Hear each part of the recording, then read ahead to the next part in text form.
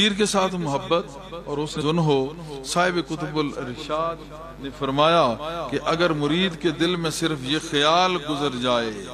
کہ اس دنیا میں سوائے میرے پیر کے کوئی دوسرا آدمی ایسا ہے جو اسے اللہ تعالیٰ سے واصل کر دے گا، تو تحقیق اس میں شیطان نے تصرف کیا۔ اگرچہ اللہ تعالیٰ کے دوست احباب کافی ہیں، لیکن مرید کے لیے اس کا پیر ہی کامل ہوگا، اور اسی کے واسطے سے رسول اکرم صلی اللہ علیہ وسلم کا فیض اس تک پہنچے گا۔ یہ اکثر یہ بھی سوال ہوتا ہے کہ ہم کیا کیا کریں ایسے صورتحال میں۔ مسئلہ یہ ہے کہ آگے بھی اس پہ بات ہوگی کہ جب ایک وقت تھا اخلاص کا، محبت اور صحیح پیاس کا، اس وقت تو معاملات کچھ اور تھے، مختلف مشائخ کے پاس بھی شیخ بھی جایا کرتے تھے اور ملنا۔ اب جب ایک دلوں میں میل کا ایک نظام آ چکا ہے اور کوئی صحیح شیخ ملنا بھی ایک مسئلہ ہو گیا ہے، تو اس میں اس کو ایک جگہ سے دوسری جگہ ایسے اگر وہ طریقت حاصل کرتا ہے تو وہ پھنس جائے گا اور اپنی طریقت کو ذلیل کر دے گا۔ اور واضح انہوں نے صاحب کتب الارشاد واضح فرماتے ہیں یہاں تک کہ اگر اس کے دل میں یہ خیال بھی آ گیا کہ کوئی اور کہیں اور سے بھی مجھے فیض حاصل ہو سکتا ہے، تو یہ چیز ہی اس چیز سے ہی وہ اندازہ لگائے کہ شیطان نے یہ تصرف کیا ہے، اس کے دل میں شیطان نے یہ وسوسہ پھینکا ہے۔ خالی اس نے سوچا کہ ہو سکتا ہے کہ جو ہے کہیں اور سے بھی مجھے جو ہے کئی زیادہ تیز ہوتے ہیں،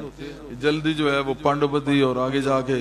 تاکہ دکان کھولیں، تو اس میں وہ بہت زبردست کڑکی لگتے ہیں۔ وہ ہوتا یہ ہے کہ جو پیچھے سامان ہوتا ہے وہ بھی خرچہ ختم ہو جاتا ہے اور آگے خرچہ بند ہو جاتا ہے۔ تو یہ خیال ہی گزر جائے تو وہ کہتے ہیں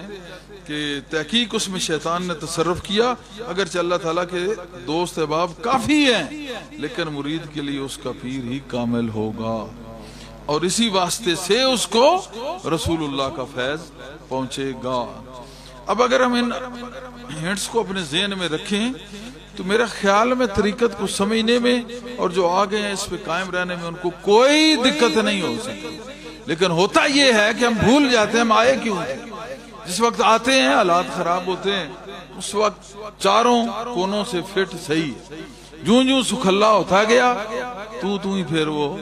جھلا ہوتا گیا۔ پھر ان کو یاد آ جاتا ہے کہ یہاں بھی محفل ہے، شیخ صاحب کی بھی ہے، ڈاکٹر ریاض صاحب کی بھی ہے، فلاں بھی ہے،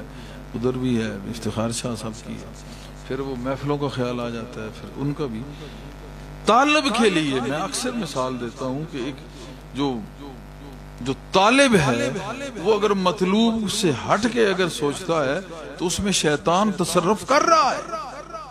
اگر نہیں وہ مانتا تو کچھ ہی عرصے بعد اس کو سمجھ آ جائے گی کہ ہوا میرے ساتھ کیا ہے۔